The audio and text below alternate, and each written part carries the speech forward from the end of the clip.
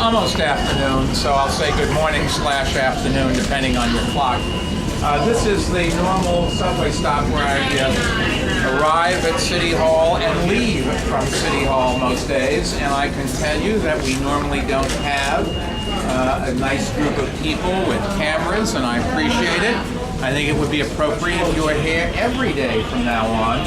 I do arrive a little bit before most of you in the press get up in the morning, so that's a minor problem. But it's actually the mayor of one city we were at where they have this press conference at 7 in the morning. Stu, where was that? You remember? One city in Europe. So many cities. And the guy said they don't care, they just don't have to come. So we'll take a vote later on. Ask the dean of the press corps. Could you ask survey room 9?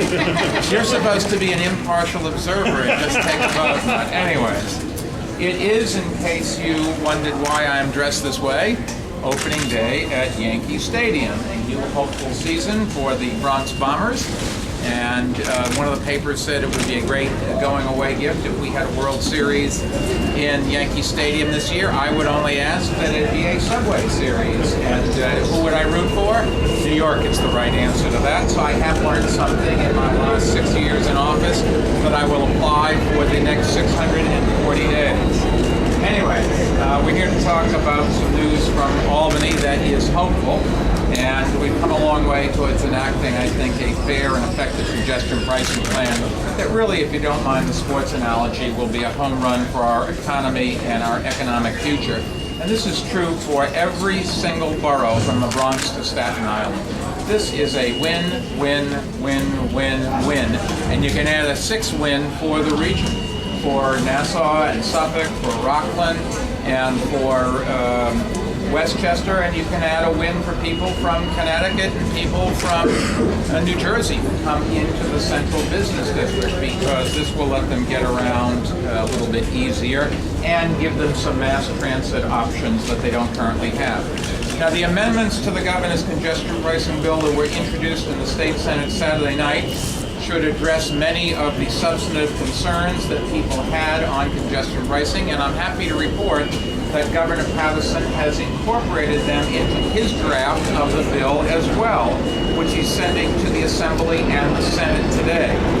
So this really is big progress, and this bill makes sure that all congestion pricing revenues will be committed solely to MTA mass transit improvements, and it establishes a voluntary process for creating residential parking permits that would protect residents and businesses.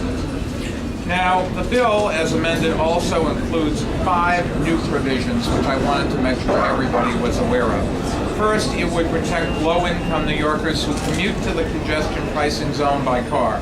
An earned income tax credit for filers would be eligible for a reimbursement of their congestion pricing fees that are over and above the equivalent cost of a monthly Metro card.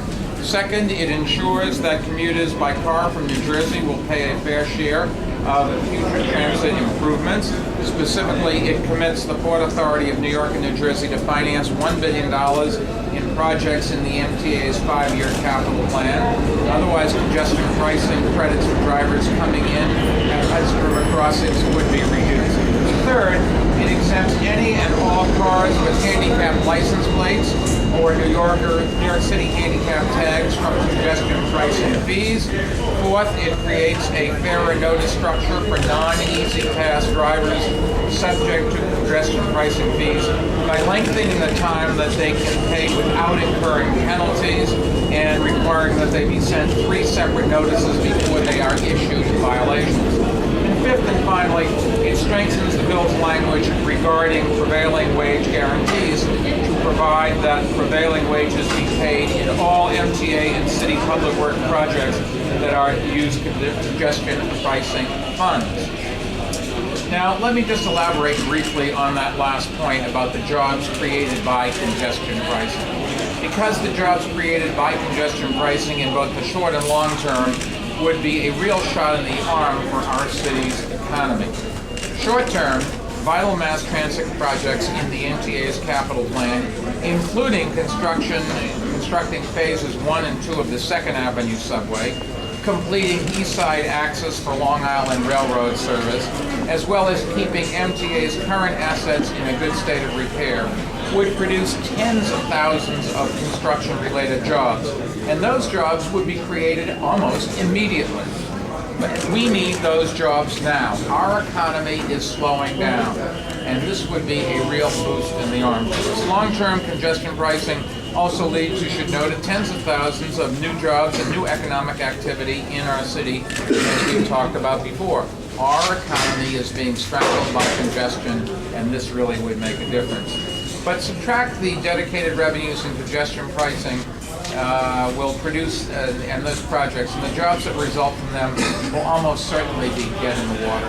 Just remember, without congestion pricing, there really is no other source for mass transit projects. I did want to thank a number of labor leaders coming together to help urge the city and the state lawmakers to enact congestion pricing legislation, and you're going to hear from a few of them. First, Stuart Applebaum, president of the Retail, Wholesale, and Department Store Union. Stuart, there you are, hiding in plain sight. You're not dressed for the game. It's all of New York is dressed for the game. Way to go. Good morning. Actually, good afternoon. As the mayor said, I'm Stuart Applebaum. I'm the president of the Retail, Wholesale, and Department Store Union. I'm here today because the goals of congestion pricing are all aimed at making New York a better place to live and work. The members of my union rely on public transportation to take them to work each day in Manhattan.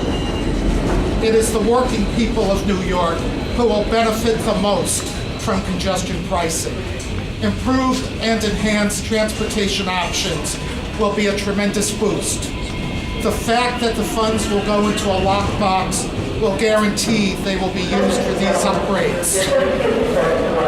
Only 5% of working New Yorkers drive to jobs within the zone that will be affected by congestion pricing. Many of those workers have viable transit alternatives to driving, and on average earn 30% more than the typical commuter into the zone. The average working New Yorker will benefit from the congestion pricing plan with transit improvements financed by the monies produced. With more New Yorkers out of their cars and onto public transportation, the quality of our air and environment will improve. Cleaner air will help decrease the health risks that studies have shown to be associated with heavy traffic, such as the risk of asthma attacks and heart disease. The plans for transit improvements and expansions, funded by this dedicated stream of revenue, will create good, living wage jobs for working New Yorkers and help improve the quality of our neighborhoods and ease the commuting burdens of working people with immediate improvements and future expansions. The RWDSU urges the City Council to approve the congestion pricing plan recommended by the Mayor and the Traffic Mitigation Commission. Thank you.